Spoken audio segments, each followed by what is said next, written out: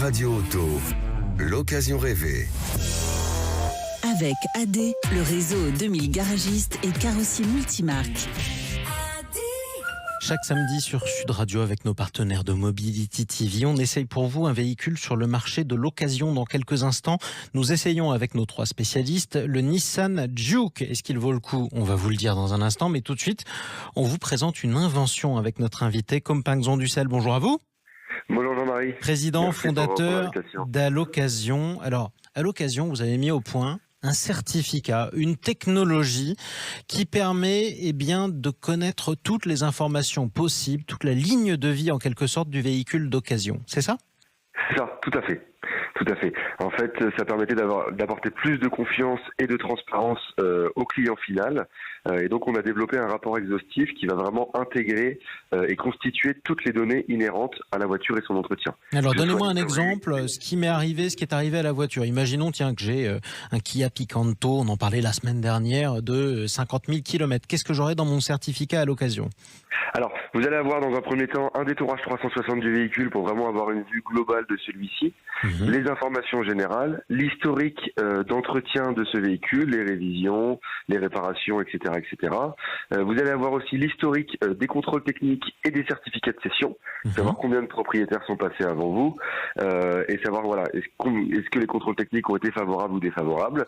Et puis ensuite, vous allez aussi avoir un plan en 2 dimensions du véhicule, avec dessus en fait des points, et en cliquant sur ces points, vous allez pouvoir voir ce qui est endommagé ou ce qui n'est pas endommagé et en bon état sur les raflures, le nion, comme on dit, par exemple, le créneau un peu difficile de la dernière fois, tout ça est dedans.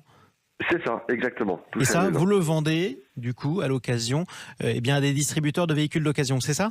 Tout à fait. L'idée, en fait, c'est que le groupe de distribution utilise ces rapports pour constituer, en fait, et intégrer toutes les données sur leur flotte automobile, et qu'ensuite, en fait, une fois ces rapports constitués, ils puissent les mettre à disposition des clients sur la centrale, le Bon Coin, d'autres infomédiaires, et puis aussi sur leur propre site. Exactement, et ça permet à tout le monde d'être un peu plus en confiance tout en gagnant du temps sur le marché de l'occasion. Merci à vous, Compagnon Dussel.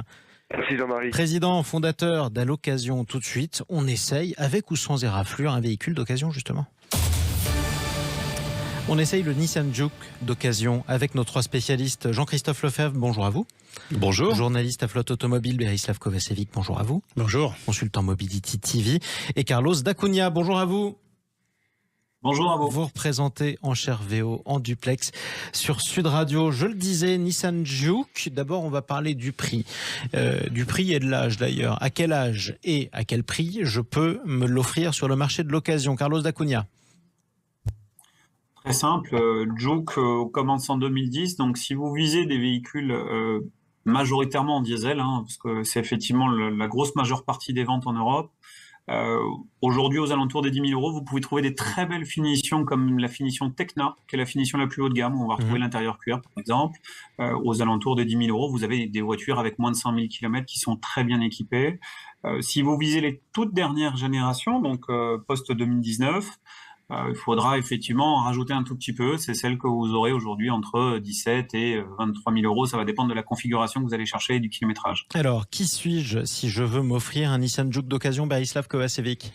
Alors, généralement, un membre de la jante féminine, un vrai carton auprès de cette population, un peu comme la Mini, mais en version SUV, qui n'a pas peur de se montrer parce que c'était personnalisable et parce que ça avait clairement, alors on aime ou on n'aime pas, ça c'est un peu clivant, mais c'est un look de manga japonais. Le Juke est quand même... J'ai Dragon Ball Z en tête et vous me parlez d'une voiture. Alors faites-moi le lien entre les deux. Elle ressemble à quoi? Décrivez-la moi. Difficile à décrire parce que complètement atypique par rapport aux concurrentes. Des feux extrêmement effilés sur l'avant, des courbes très prononcées. Pas forcément facile d'y rentrer sur les portes arrière, il faut un peu se plier, surtout si on est grand ou que les enfants ont un peu grandi. Mais comme souvent c'était un véhicule utilisable pour un couple avec un seul enfant ou deuxième véhicule, alors ça faisait très très très bien le job.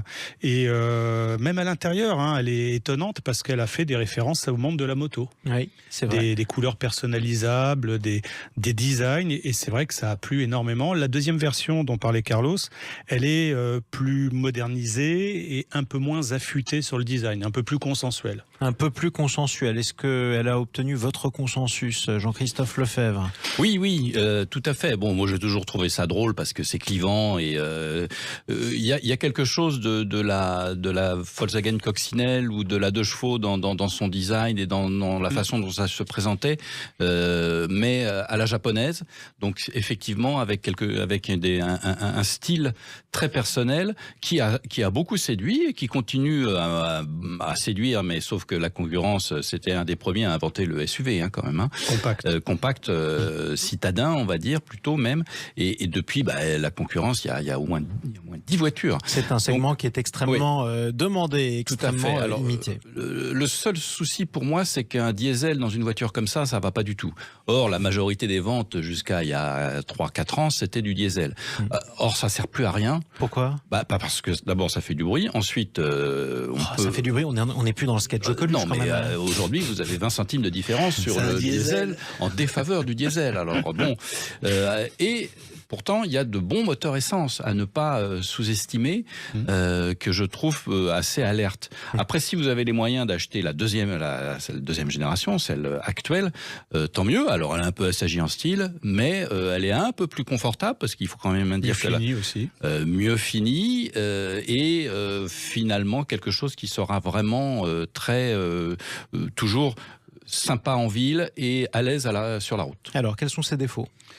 Les défauts, c'est effectivement, ça a été souligné, je trouve un petit peu trop, mais l'insonorisation des premiers modèles était un peu cheap, qualité de fabrication aussi, c'était pas extrêmement costaud, c'était la deuxième vente de Nissan derrière le Qashqai, donc ils ont plus soigné le look que la qualité au début. Au fur et à mesure, dès le premier restyling qui a eu lieu en 2014, ils ont amélioré, corrigé les premiers tirs. Et au fur et à mesure, moi je trouve qu'elle avait de moins en moins de défauts. Alors les essences sont sympas, nerveux, mais il n'y a pas de couple à moins de 2000 tours. Donc pour quelqu'un qui fait que de la ville, le couple est intéressant, mais c'est vrai qu'avec les ZFE, ça peut paraître avec les zones embêtant. À faible émission, c'est un peu plus compliqué. Vous confirmez ou pas, Carlos D'Acunha ? Je confirme totalement. Aujourd'hui, c'est une voiture qu'on voit nous vieillir au sein de nos salles des ventes, puisqu'on va retrouver aussi bien les toutes premières générations comme les toutes dernières, avec différents kilométrages, différents usages. La première génération 2010-2014 vieillit moins bien. Clairement, la qualité des produits a été retravaillée considérablement. On a quand même un véhicule qui a une durée de vie commerciale sur la première génération de 9 ans. Oui. Ce qui est presque extraordinaire sur ce secteur-là. Il faut se rappeler que Capture est arrivé en 2013. Donc 3 ans après, pour les toutes premières générations. Donc, comme l'a souligné mes collègues, on est sur le tout premier SUV, ce qui a donné un véritable succès commercial. Les moteurs essence sont très bons. Il faut juste choisir le bon, vraiment. Il faut l'essayer, il faut le regarder. Mais il y a des très bonnes autos. Prendre le temps, en tout cas, de bien choisir son modèle, Jean-Christophe ? Oui, moi je crois qu'il faut bien noter, c'est ce qui vient d'être dit, c'est que si on veut faire une affaire, c'est avec entre guillemets, un vieux Juke. Parce que le rapport entre les prestations et le prix sera là. Les plus récents sont encore un peu surcotés. Alors ils offrent un peu plus, mais pas forcément autant qu'on pourrait en attendre. Peut-être que même il suffit de prendre une occasion récente de la dernière génération, y compris avec une motorisation full hybride, comme on dit, qui est là réellement économe et qui apporte la motorisation qui lui manque depuis le début, hybridée, qui vient de chez Renault d'ailleurs. Bon, mais écoutez, on peut prendre la route, je pense, Berislav. Oui, moi je pencherai sur le 2014-2018 comme millésime. C'est voilà, on est dans l'intermédiation des deux générations en qualité et autres. Et là, on est sur les budgets qu'a énoncé Carlos tout à l'heure, tout à fait raisonnable par rapport à ce qu'offre le produit. Bien, prenons la comme ça en Nissan Juke d'occasion. Merci à tous les trois pour cet essai. Jean-Christophe Lefebvre, journaliste à Flotte Automobile, Berislav Kovacevic, consultant Mobility TV, et Carlos D'Acunha dans Chervéo. On vous retrouve un prochain samedi.